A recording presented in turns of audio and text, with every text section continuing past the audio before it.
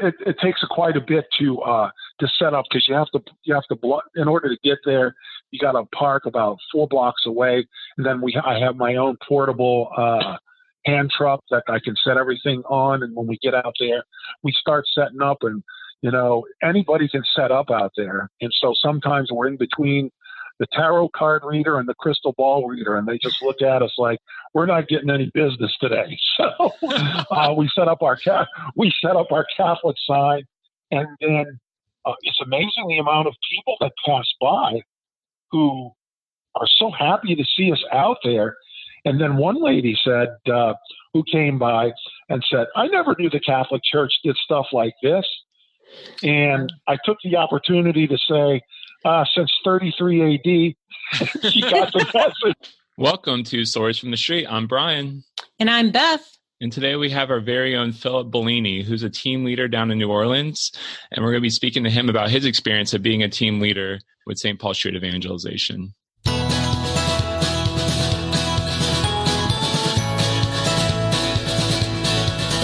me joy in the morning. Beth.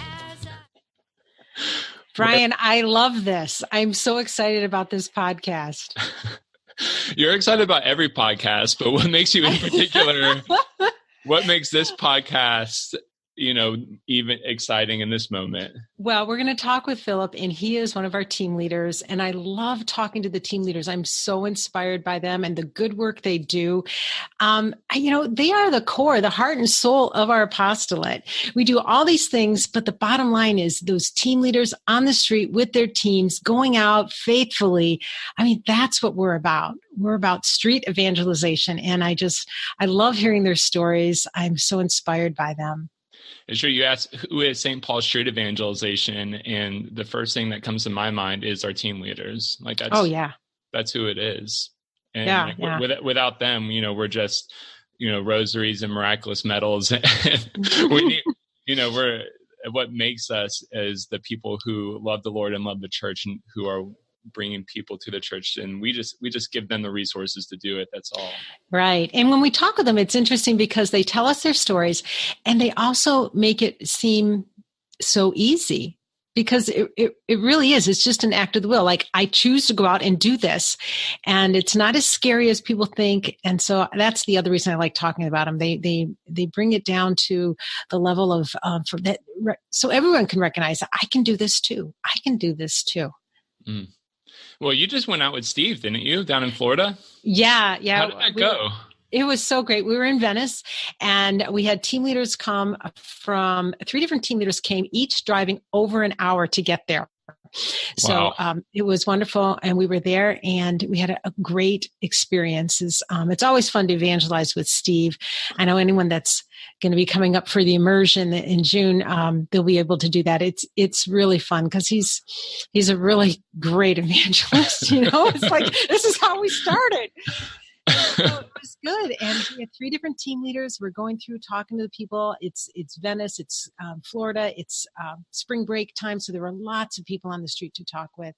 And so, it was great. That is true. I remember being intimidated the first time I went out with Steve. It was like 1 month into me working for the Apostle, and he goes, "Brian, I want you to fly with me to Austin."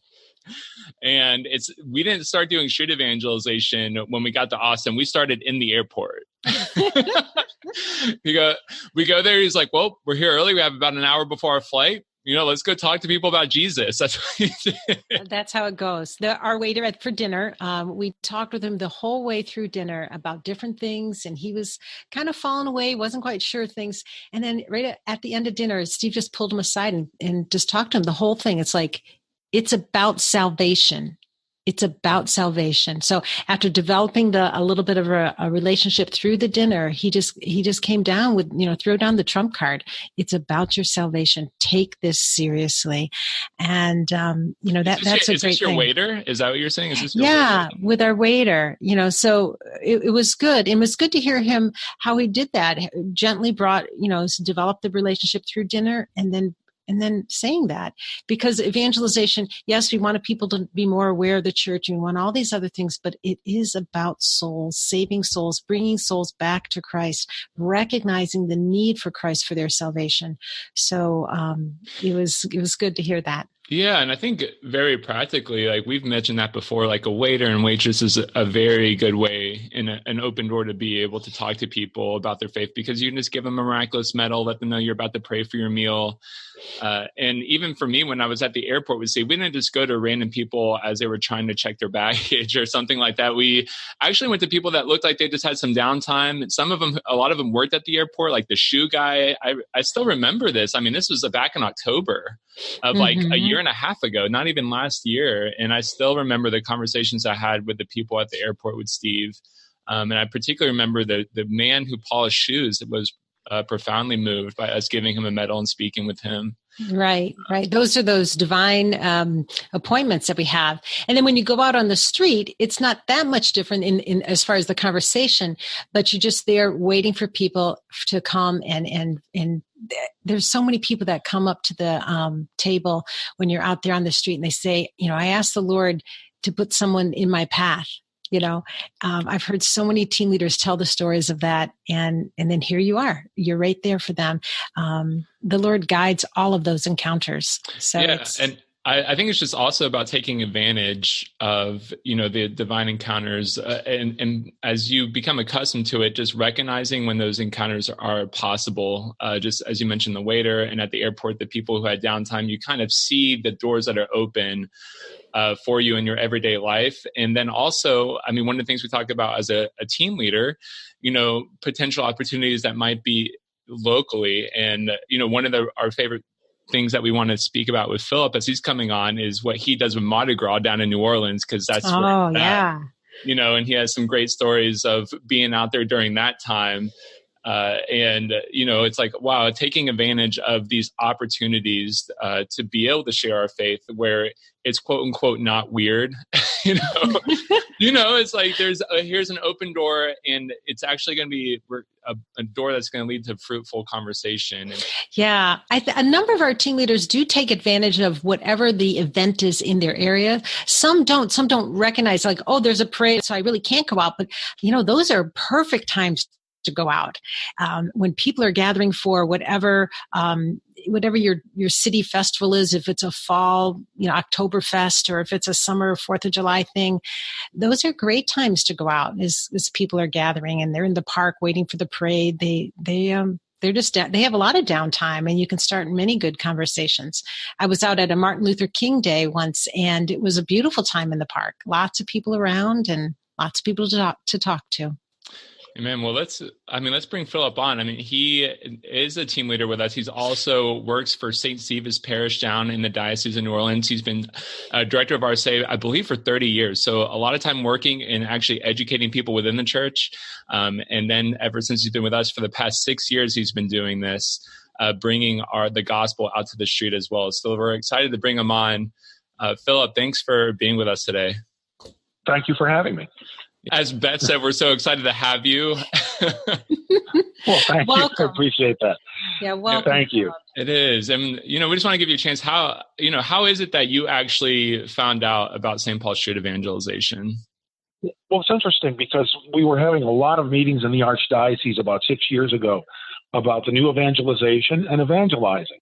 And a few friends of mine and I discovered, okay, we want to do more than just talk about it. We want to actually, let's throw caution to the wind and get out there. And then I actually happened to go online and I saw what Steve Dawson was doing, and I said, St. Paul Street evangelization. Never heard of it. What's going on here? So I started reading all about it, and I showed it to a couple of other directors, friends of mine, and they said, this is the challenge we were looking for. We want to get out there in the streets where the rubber meets the road. There are lapsed Catholics out there. There are those who have misconceptions about the faith. Let's get out there. Let's trust in the Lord, throw caution to the wind, so to speak. And we decided to get a team together, and we are certainly glad that we did. I love that. And that's how it all began about 6 years ago. Throw caution to the wind. I love that. Oh, thanks. It is. Well, it's true. You need to. It's about just getting out there and just putting yourself out there for the Lord. And it doesn't have to be everything, every duck in the row. You know, you go out there and you trust that the Lord is going to guide you.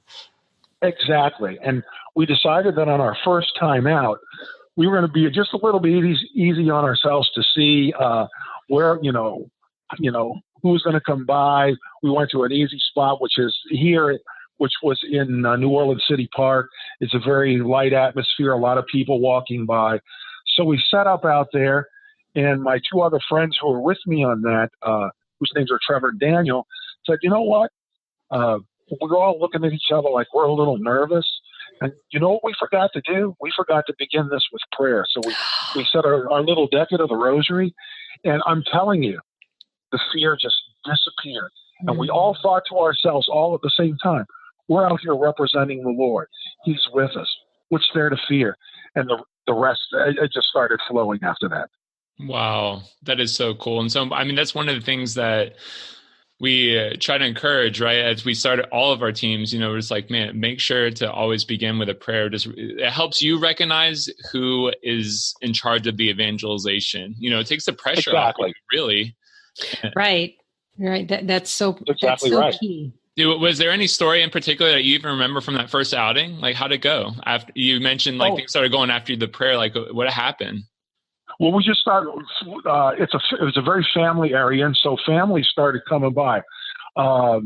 First of all, we didn't know at that time that there's really not supposed to be religious groups in the park, but we were out there. We know our first time we didn't. There was no problem, and apparently nobody saw us. Like apparently the Lord hit us so we could get our first time in, and just families started walking by and started asking questions. And, we got questions like, my wife and I were contemplating Catholic faith. Do you have anything here that, that might help us to begin? And we give the rosaries and miraculous medals and so forth, and we had the pamphlets out. But it's that eye-to-eye focus, looking at them and saying, and they're seeing that you're out there witnessing for the faith, and they're more inspired by that. See, because when people come to RCIA in the parish or whatever other adult instructions that we have, you got a captured audience. They're here because they want to be here. But when you're out on the street, you don't know who's coming by your table. And it's a little bit of a challenge. So it's being ready. It's eye-to-eye contact. It's praying with them while they're there, and then praying for them after they leave.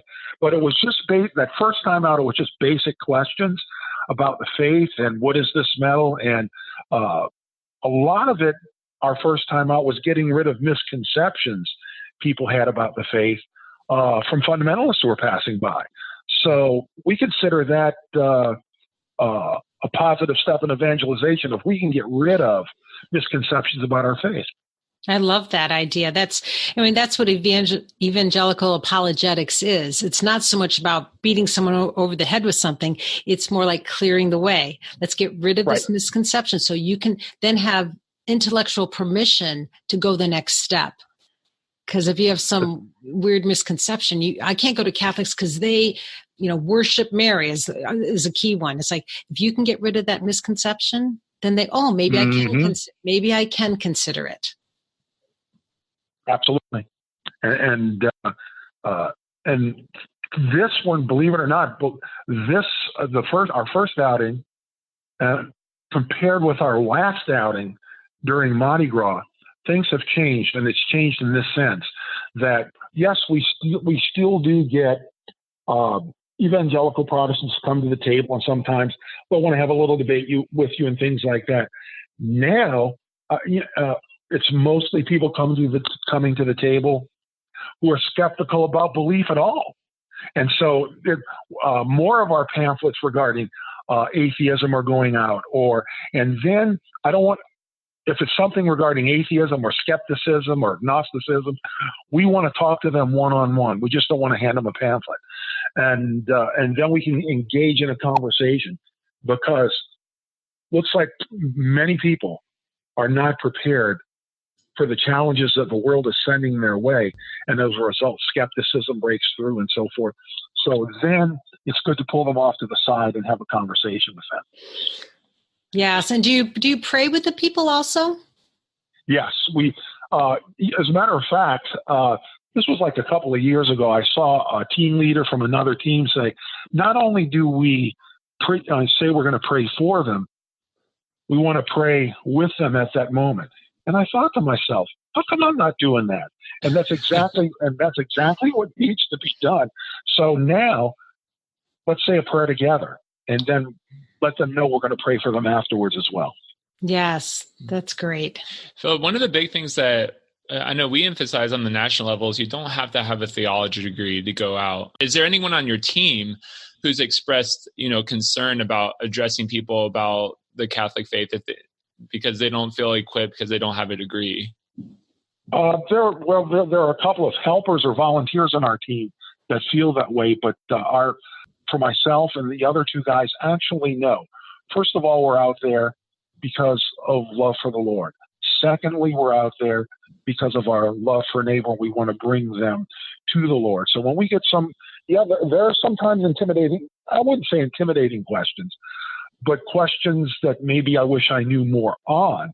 But, and that's a good question, but because there's love involved here for our neighbor, they see we're coming across in a spirit of love and not confrontation. And that breaks down a lot of doors. And that breaks down a lot of rules. I found that what Archbishop Fulton Sheen said is true. Don't listen so much to what people say, it's just to try to find out the reason why they say it.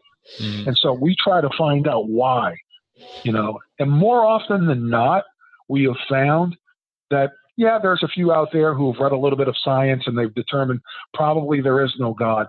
But 90% of the people that we meet on the secularist side or the skeptic side are because they had something happen to them in youth, or they're mad at God. And mostly it's because they are mad at God, didn't get something that they wanted, or something bad happened in their life, and so forth. That's the reason why they're skeptical. And in these conversations we have at the table, that's why these little icebreakers or the rosaries and things are so important at the same time, is because it kind of breaks down a wall when you start having a conversation and you start finding out people are hurting and they're not disbelieving in God. They're just mad at him because something in their life has turned them off to it. And that's where we can kick into play. So actually, we're not really worried. That's really clear what you just said. I just want to reemphasize that it's about listening to where they are. Why, why are they thinking this? Why are they upset or whatever? And that's why our method, it starts with listening. Listen, befriend, proclaim, invite. And with this little icebreaker to start it, then you can listen and hear their story. That's correct. And it usually works. And there are some who are determined that, this is not for them and they have to express their disagreement by walking by or saying something. And there's, that little bit of the negative side of people passing by. But we actually engage them and tell them, we're praying for you too, because this is what we're out here for. And, every now and then there was one guy, we usually evangelize by, I don't know if you're familiar with it, but right in front of Jackson Square, right across from St. Louis Cathedral, there's a big square of painters out there, and it's like a free section. Mm-hmm. And that's what we like to go. Go ahead. There are also delicious beignets right in front of there. About a block away. About a block away. That's my, understanding a map of New Orleans. It's like I remember getting those. Absolutely. And sometimes the team goes to get. I do remember eating some delicious beignets. Oh yeah, and sometimes the team will go to get those beignets. It sounds like a perfect location. So there you are, right outside the cathedral, and this festival almost atmosphere, the way you're describing it, with different people coming and going. That sounds like a fun. Go ahead. I'm sorry. Atmosphere. It just sounds like a fun atmosphere. Go ahead. You can explain it. It is. And so we go out there, and it takes quite a bit to set up because you have to in order to get there, you got to park about 4 blocks away, and then I have my own portable hand truck that I can set everything on, and when we get out there, we start setting up, and anybody can set up out there, and so sometimes we're in between the tarot card reader and the crystal ball reader, and they just look at us like we're not getting any business today. So we set up our Catholic sign, and then it's amazing the amount of people that pass by who are so happy to see us out there. And then one lady said, who came by and said, "I never knew the Catholic Church did stuff like this." And I took the opportunity to say, since 33 AD, she got the message. That's true. That's true. I've heard people say that too. And it's like, it's right there in Scripture. We've been proclaiming it from the beginning. Exactly. No, exactly. That's so funny. Now, tell me, we talked a little bit about divine encounters, Brian and I, at the beginning of the episode here. Tell me, have you had any of those, during your evangelization, as you set up, have you ever had people come by and it's like, wow, this person was meant to see us today? Yes. I'll give 2 stories. First one was I was at a parish fair, and this is kind of a light one, but still important. The priest had asked us to come out and set up for his parish fair because he believes, as we do, that there are many lost Catholics walking around that parish fair, and he wanted to engage them. So he allowed us to come in, and we were there for a couple of hours, and one lady passed by, and she said, "You know what? I told the Lord that if I see somebody today witnessing or evangelizing for the faith amongst the fair," this was out of the blue, that would be my sign that he wants me to enter into the RCIA program and become Catholic. And Then I found out, and so she sat there talking to us for a while. Sure enough, I found out she gave me a call by this past year, so it would have been September of 2018. She was in RCIA classes. It was just a matter of being out there and evangelizing for the faith. One of the most powerful ones, the second story, would be the one we just had in Mardi Gras. First of all, you have to know how to evangelize Mardi Gras, because if you come while the parades are going on, you're kind of set back behind the sidewalk. So everybody's got their face facing the floats and the parades coming by. Nobody comes by. You have to be there before the parades start and then just wait it out. And then when parades are over, people start mingling by and they start coming to your table. We had one lady that came by. We had one lady that came by, and I've been away from the church for 10 years. And I left the church, and I've been mad at God ever since he took my son from me in a motorcycle accident. And what do you have to say about that? I said, I don't have anything to say, first off, but we are going to begin with a prayer, and prayed together with her. And I said, we got into this little conversation, and she kept mentioning how unhappy she was. And I said, you're unhappy because you're letting all these years, all of this float on you. You're mad at God. You're mad at everyone else. And you can have all of this burden lifted from you. And I said, we have confessions right inside the church. It was something very direct. Usually I try and build up to it, but I just felt she needed it right then, there, and now. So I felt like the Holy Spirit was guiding me in that particular instance. And I said, you can get rid of all of this off your back and you're always been a child of God. He's always going to love you, but he wants you to get rid of all of this. And this is how you can do it. So I would invite you to please take advantage of confession that we're having in the church right now. It just happened to be 3:00 on Saturday where we're having our confessions.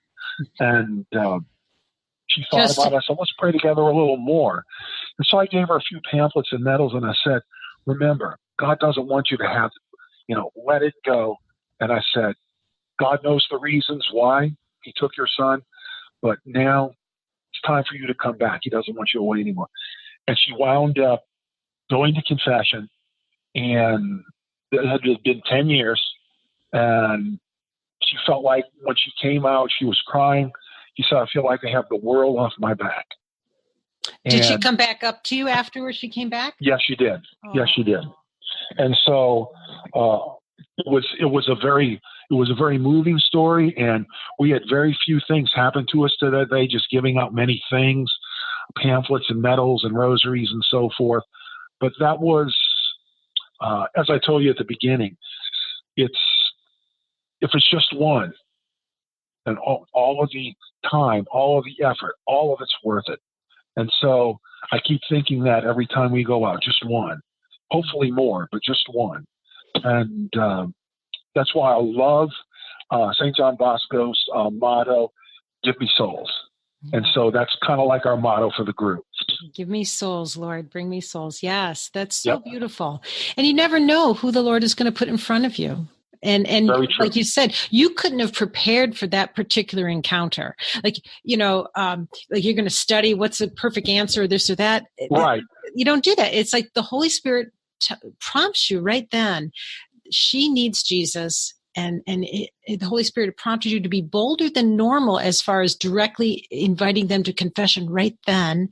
I mean, all of that is part of just giving it to the Lord, getting it out, just going out there and say, Lord, I'm yours for this 2 hours, whatever it is.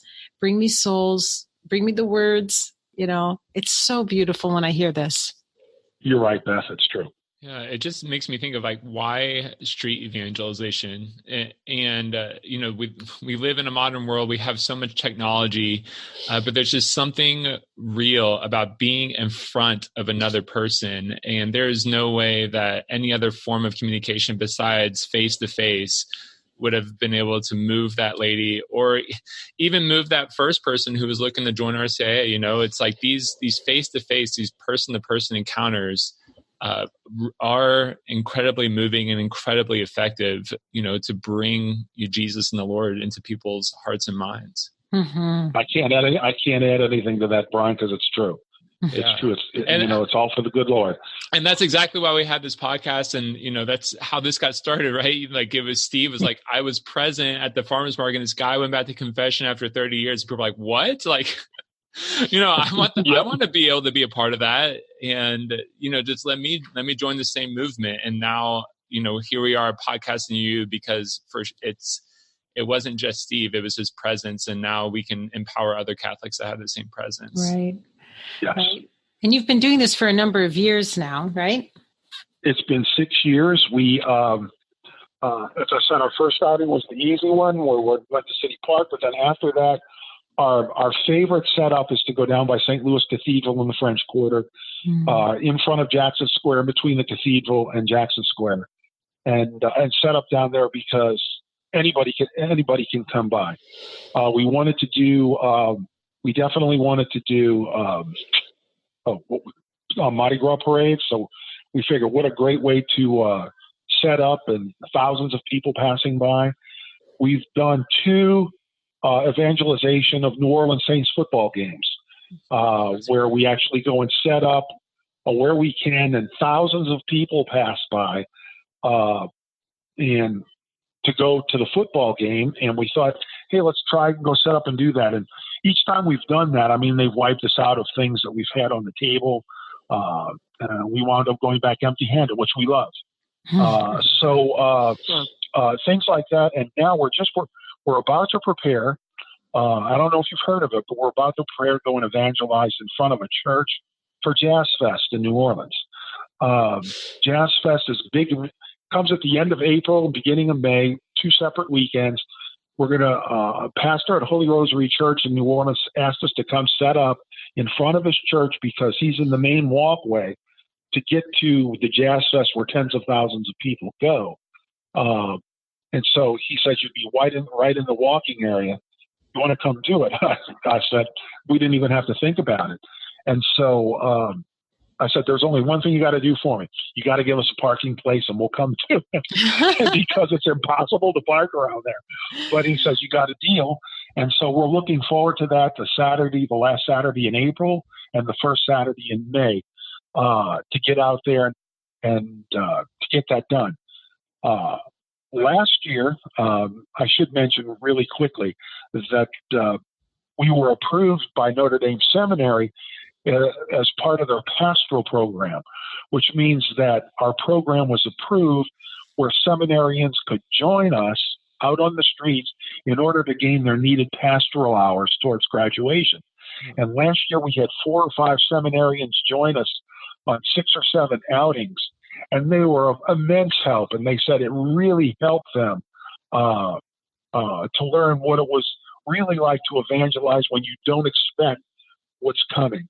And so we're going to continue with that program next year. I couldn't do it this year for time constraints, and I take care of an elderly mom who's sick, and so I didn't have the time. But this coming year, again, we'll be back out on the streets at times, having 4 or 5 seminarians with us, and they loved it, and that was a great learning experience for them.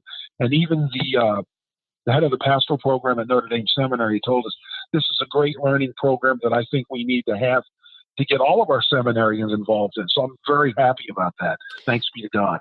That's so interesting. We're getting more and more seminaries involved with what we're doing. We're giving trainings there. We work in the pastoral program for right here locally at Sacred Heart, a couple others also. So that's great to see, because the new priests that are coming out will have this hands-on experience, this direct evangelization experience. Absolutely. As they start. So I'm so pleased to hear that going on down there also. Very important. Yeah. When I was in seminary at the Mount, our second podcast with Deacon Patrick May was them using our materials and methods to go to different college campuses and do this. So it is so cool to see, the church and these priests in formation. And not just the seminarians, but the administrative staff seeing there's something of great value here that you can provide information for our priests. Like, we want them to be exposed to street evangelization, so that way, when they're parish priests and their pastors, they can bring this right to their parish as well.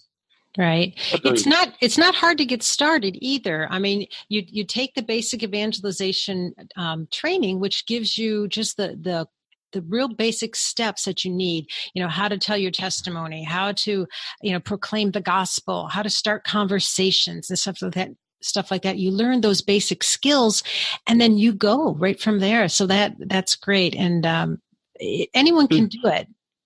Really, anyone can do it. If I can do it, definitely, with the Lord's help, anyone can do it. And when we started this 6 years ago, so it's been 24 years.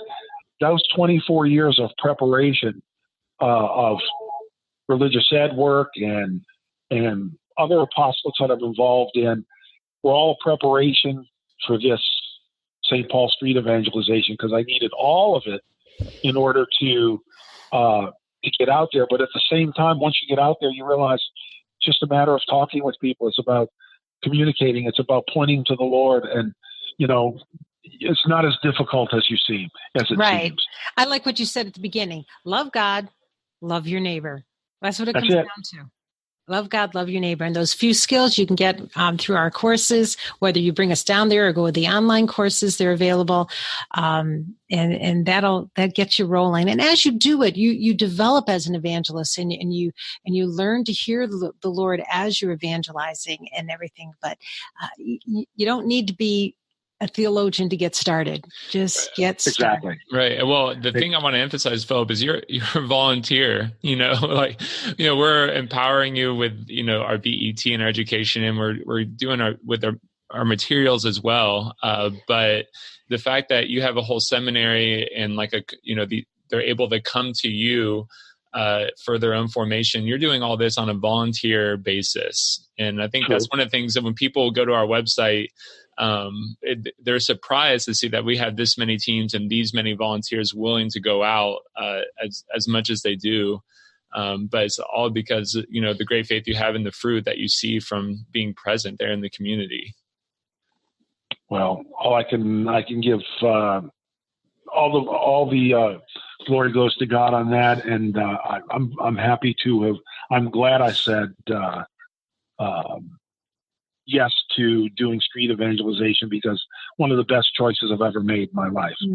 And it's been that motivating, inspiring, and you're where the rubber meets the road. I mean, you're right there in the trenches on the street and talking people face to face, and it kind of gives you just a little bit. A very small glimpse into what it must be like to be a missionary in a foreign land, and except much easier here in the sense of the country we live in, but still, it makes you see, the great love they must have in order to go to different lands in order to proclaim the gospel. Phillip, last question, just like, what advice would you have for our team leaders and those who are already involved in the apostolate? Well, that's a good question. I'm sure many of them have their own ideas in the areas in which they evangelize, but I would just say try not to let things or obstacles get in the way of going out into evangelization. Go out there, and I'm sure they do, with a great spirit of love for God and for their neighbor. And remember, it's all for Him.